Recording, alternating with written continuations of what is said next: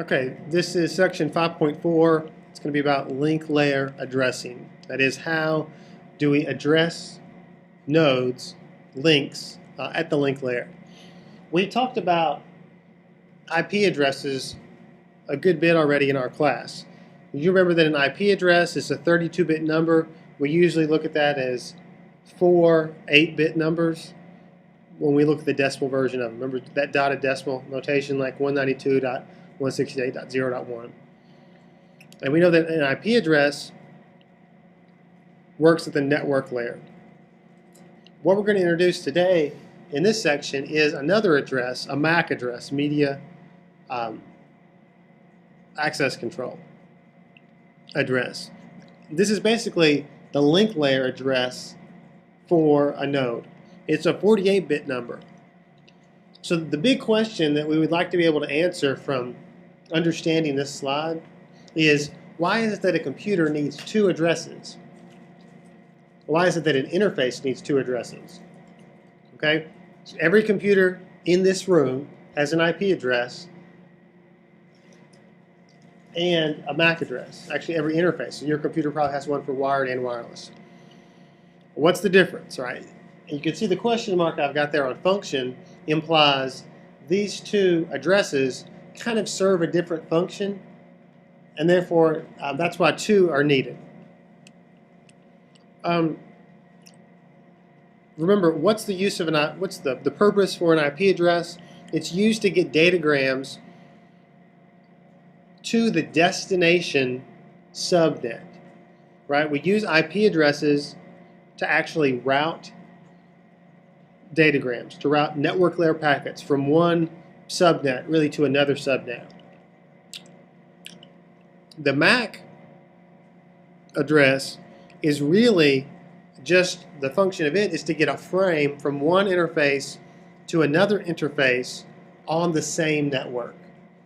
This should make sense when we think about the difference between what the network layer does, which is go over multiple hops, route over multiple hops, versus what the link layer is about is just getting a frame from point A to point B where those 2 points are adjacent nodes on a link.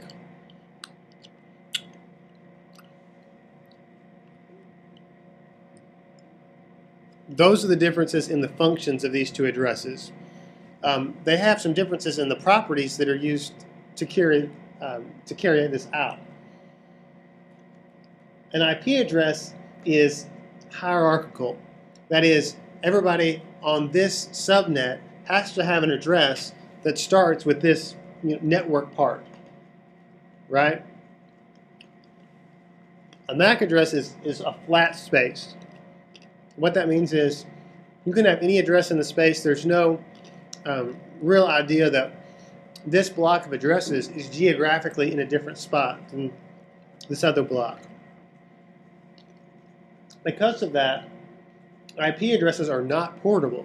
You can't have the same address here as you do if you're in New York. The IP address actually it definitely connotes, it explains, it's associated with your geographic and network location. Does that make sense? Whereas a MAC address is completely portable. When you go to New York, you will have to get a different IP address from some wireless network that you connect to up there. It'll have to be in their range of addresses. Your MAC address will stay the same, and in that sense, it's portable. Your MAC address is burned into the ROM of your network interface card, and you're going to have the same MAC address whether you're here or in Africa. So that happens like whenever the hardware is produced? Right. The MAC address is actually administered, the allocation of MAC addresses is administered by the IEEE, which is this organization of electrical and electronics engineers. So a manufacturer, like I don't know who's the manufacturer of NICs, Samsung, is going to buy a chunk of MAC address space. So that's still like a range of addresses. They're going to start with the same digits. And then that way they can assure they're unique. They do have to be unique. Otherwise, if there were 2 people on the same network with the same MAC address, they would start getting each other's frames. Yeah. So it has to be unique, and that's the way uniqueness is enforced, is that the manufacturers buy chunks of addresses. But you can take your Samsung address and be intermixed and mingle with Texas Instruments, NICs, and their address range. Isn't it written in hex? Right. They usually put those 48 bits in hex. That's 48 divided by 8, 6. So that would be 6 hex digits will represent those. No, hex can represent 4 bits. So 48 divided by 4 is 12. So a 12-digit hex number represents a MAC address. Okay, but this would be, there's 2 to the 48 addresses. Mm-hmm. So they're not, I think if you work the math on that, what is 2 to the 48? It's a lot more. I don't think we're in danger of running out of MAC address space. This is exponential, right? The difference between 32 and 48 is 16. It's 2.8 times 10 to the 14th. 2.8 times 10 to the 14th different addresses. Yeah. And how many people are there on Earth? 6, 7 billion. And how many? Well, a billion is 10 to the 9th. So you got a trillion plus another 2, so 1,000 trillion. Does that let everybody have 10 MAC addresses? I forgot what number you said. What number did you say? It's 2.8 times 10 to the 14th, and we have 7 times 10 to the 9 people on Earth. So that would turn out to be. There's a order of magnitude of 5 difference there. Right. So that's about. But you're going to lose 1 because it's 2 divided by 7, so it'd be 10 to the 4. 10 to the 4 is 10,000, right? Yeah. So we're probably in good shape there. So each one does 1 device, correct? Right. Or really one interface. Or one interface. Each device has 1 MAC address. Each interface has a MAC address. So your wireless card would have a MAC address and an IP address. Your hardwire Ethernet would have a MAC address and an IP address. So what about for stuff that like a cell phone that has a wireless card and a network card, that would have 2 MAC addresses? You would definitely have to have a MAC address for the wireless, and I'm not sure how the 3G, 4G would work. There would be something analogous to a MAC address, but it might not actually be a MAC address. And this MAC is kind of associated with Ethernet. Ethernet and wireless are kind of compatible. It would have a different link layer, so it would have a different link layer address. Is that other questions on this? If you open up your terminal and type in ipconfig in Windows or ifconfig in Mac or Linux, you can see the information about your interfaces, and you can see your MAC address and your IP address and a bunch of other stuff for that matter. You might want to go ahead and do that if you want. That's a pretty important command to know if you're ever going to troubleshoot network stuff. Isn't that but since your MAC address is unique, you don't want outside people knowing about it, right? Because that could open you up to possible. Well, the thing is, somebody on an outside network couldn't send packets, couldn't send frames to your MAC address unless you're on the same network. Because that's really the sphere of knowledge for MAC addresses is the same network. What if they knew the network I was on? But they would have to be on. Or they would have to send it from a computer that's on the same network as you.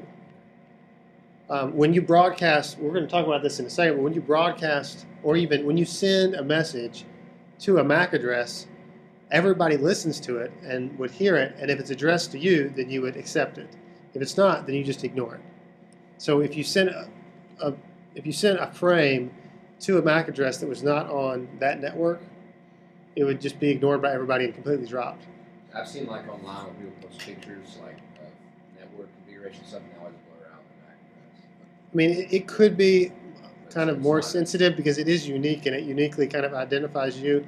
I don't know if there are severe security implications from that.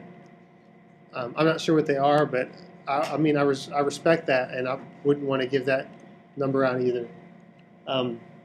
The book has this analogy to say it's sort of like the way a street address A street address is like an IP address. It's portable. It's hierarchical. It says where you live on this earth, right? Whereas a social security number is very flat and it's portable, right? Just because you have a social security number that's one digit away from your brother doesn't mean that you guys live next to each other anymore, necessarily. Okay.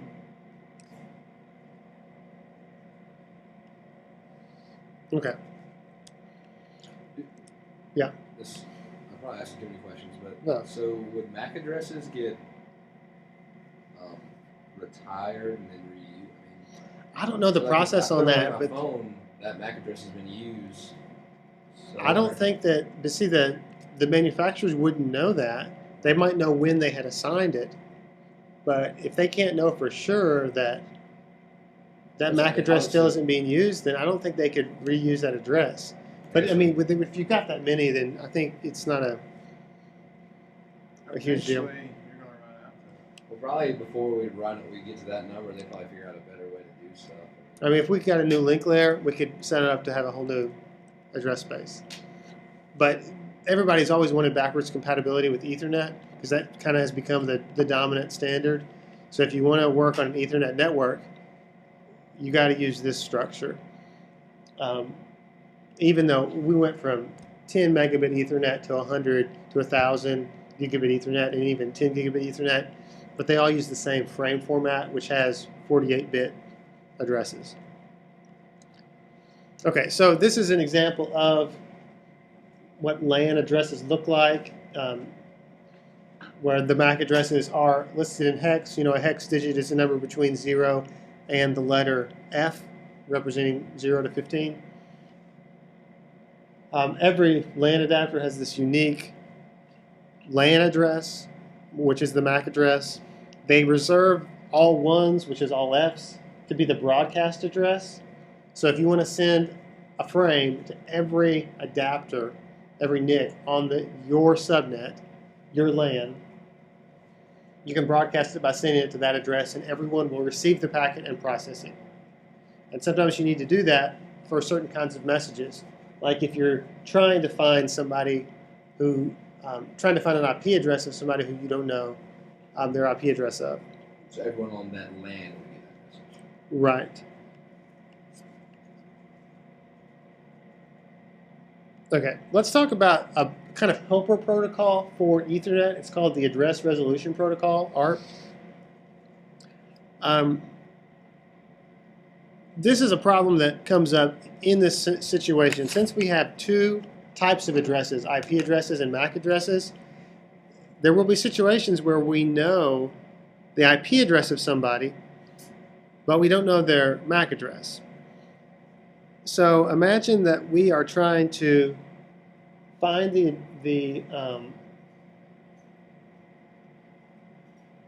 well, you can see what's listed on here. We have the IP address on top and the MAC address on bottom.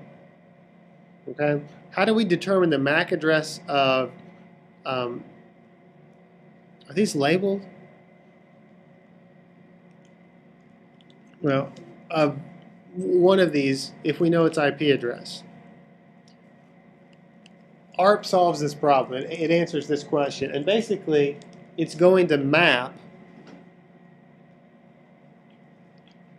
IP addresses and MAC addresses. It's going to map IP addresses to MAC addresses.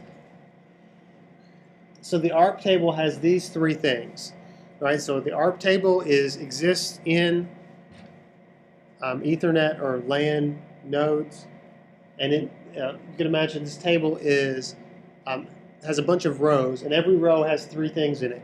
It has an IP address, it has the MAC address of the computer with that IP address, and it has a time to live, where the time to live is something, typically it's like 20 minutes. After that much time, this mapping will be forgotten. Okay, what's the point of that? What does that solve? What does that allow for the network? Yes, it allows these mappings to change over time, right? If you renewed your IP address and you got a new IP address from the DHCP server, your MAC address is still the same, but now there's a new mapping between IP address and MAC address. So after 20 minutes, that old entry would be removed from the table. I guess for some period of time, there should be 2 rows in the table with your old IP address and your new IP address. One of them is going to be wrong. I guess this system will learn what the correct mappings as it hears how people respond. All right, here is how ARP works for hosts within the same network. Let's say A wants to send a datagram, right, an IP datagram to B, and B's MAC address is not in A's ARP table. Okay, right, A sending to B, B's MAC address is not known. First step, A is going to broadcast an ARP query packet to its whole network.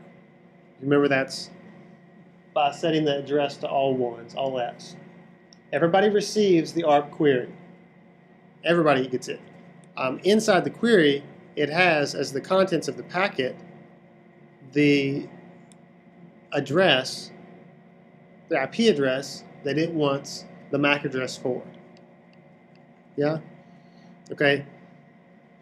B will receive that. It will realize, hey, I have that IP address. I need to respond to this. And it will unicast its MAC address back to A.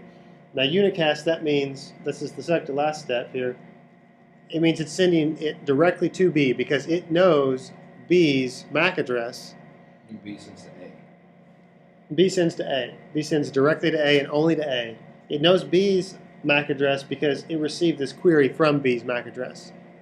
Because in every packet there's a source MAC address and destination MAC address. The source MAC address, sorry, from A, the source in this packet, the broadcast packet, was A's MAC address. The destination was all ones. When B responds, it sends from itself, which it knows its own MAC address, and it sends the message to A. And it knows A's MAC address from the broadcast. When A receives that, it will cache the MAC address of B. Basically, it's going to save it to the table. So A is going to save the IP to MAC address pair in its ARP table, along with some timeout time when that information will expire.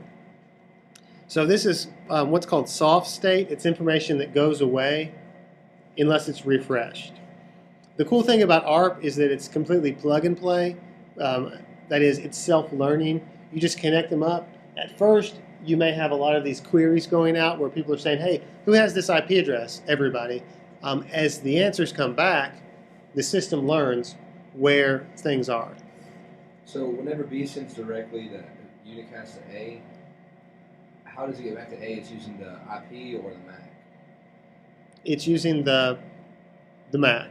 These two computers are on the same LAN, so that means they can talk to each other directly without any kind of network layer because they don't have to go through a router. They can talk directly to each other over the link layer. Since they don't have the network layer, that's going to speed it up. So it's not wasting that overhead. Yeah, you might see it that way. They still have to have some payload in the packet, but they don't. It doesn't have to be a whole IP datagram. Because really, ARP is kind of like right on top of the link layer. ARP really is kind of a glue that connects the link layer to the network layer, IP specifically. I believe I have a picture of this. So hopefully this makes sense. I have IP addresses, which are, you see in the A subnet, everything begins with a bunch of ones. In the B subnet, everything begins with a bunch of twos. And then, yeah, the router is on both subnets because it connects them. So it has to have multiple IP addresses and multiple MAC addresses, right? Because we have addresses per interface. So if we were going to walk through this, we want to send a datagram from A to B. And you see the IP addresses here, and the MAC addresses here and here. All right, so this is a more complex scenario than we just went through because we have a router in between. We're trying to send to a different network entirely. the two hosts are not on the same LAN. There's a router in between. So if I could try to sum this up ahead of time, we're not going to get responses straight from B because B and A are not directly connected to each other on the same link. Does that make sense? So somebody's going to have to answer our queries on behalf of B. And who is that going to be? The router, right? So it's sort of like the router is going to have to, I would say, impersonate the MAC addresses on the other subnet to make sure that the hosts over here know how to get to them. And basically, the hosts over here are going to think that the MAC address for B is the MAC address of the router. So that anything that's destined to go to B really is going to have to go to this interface on the router. Even though it's not addressed to this IP address, all these ones and 110, it is going to go to this MAC address. So the router will also contain an ARP table? Right. It'll actually contain ARP tables for both sides. But so then will A and B each have their own ARP table as well? So Mm-hmm. there will be 4 ARP tables in this case. Mm-hmm. A, router, B. Mm-hmm. I mean, I guess you could see the router could just have one. So there's an ARP table per interface as well? Mm-hmm. I don't know. Let's see. I guess you could get by if. I mean, none of these. The router has multiple interfaces. I guess you could just do it with one, and then it would be smarter, right? Because you'd know, hey, if I need to send to this, it would make sense that your wired and wireless adapters, if they could share the ARP table, which an ARP table is something that's in software, you can see the ARP stuff. Look, you can use commands and see the ARP table in your computer. If the wireless interface has already discovered a lot of mappings, it would be a waste for the wired to have to rediscover them all.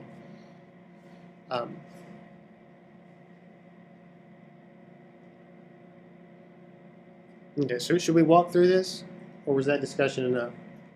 Want to walk? Let's walk. Let's walk. All right. So we've got. You could still think about it as 2 ARP tables. This is what my notes have: 2 ARP tables in router R, one for each IP network. So A is going to create a datagram with the source IP address for A and the destination IP address for B. Right? We know what the IP addresses look like. Those are the dotted decimals. A is going to use ARP to get R's MAC address for this interface that has 110. So it's going to say who has the IP address 222, if I can just distinguish based on the last digit. And the router is going to say, oh, I have that because I know that I'm connected to that network, and I know that IP address is on the other side of this router. So R is going to respond on behalf of B and say, hey, you're looking for 222, A. You need to send to this MAC address, this E6E900.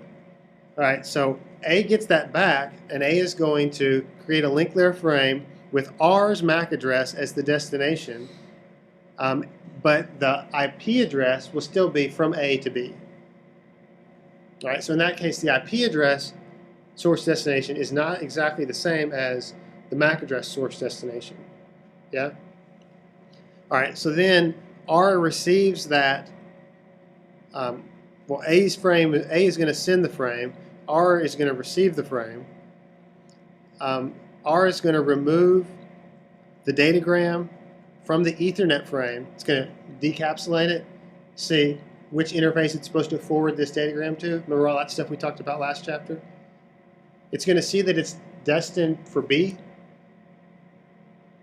And then if we're assuming here R doesn't know anything, R is going to have to use ARP again to figure out the MAC address for this IP address, the 222.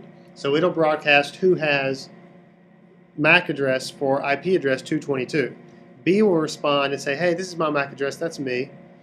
And then R will create a frame containing its MAC address on this side as the source, B's MAC address as the destination, but the source, let's see, what's going to be its IP source and destination? B will definitely be the destination.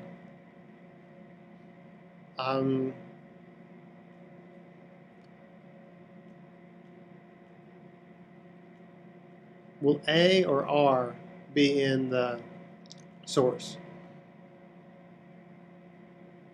The source IP address. A is right. Because from B's perspective, it's going to have to know who's it talking to. And it doesn't want to talk to the router if it has to send something back. It's going to have to send, it's going to have to know the original source. So that's still going to be A. It's a little bit complicated, but that's the way of things. What is this? What questions do you have on this scenario? Basically, because the two LANs were separated by a router, we were on two separate LANs instead of the same, we have to run ARP for every LAN, and the router is going to kind of act on behalf of one party or the other party in the middle to connect those LANs. All right, another important thing to note here is that as the longer this runs, once your ARP table gets built up, right, you're going to remember this, and then you don't have to go through all this every time. You can just look it up in your ARP table, and it's probably there after the first time. Any questions on ARP? Remember, ARP stands for Address Resolution Protocol, and ARP should remind us of something from another layer. What does this remind you of? IP tables. Specifically, you remember another protocol that worked to do this same kind of process? Mapping from something to something? Yeah, it's pretty important. You got this. 3 letters. Yeah, was it TCP? No, that was... Hold on. We talked about it for like 2 days. We mapped names to IP addresses to sort of connect the application layer and the DNS. So you see how this is kind of sort of DNS all over again, but at a lower level. But it's designed differently in that it's a lot smaller scale, so we didn't need that hierarchical distributed database. We can kind of do it all and store it all locally. Okay, this is ARP.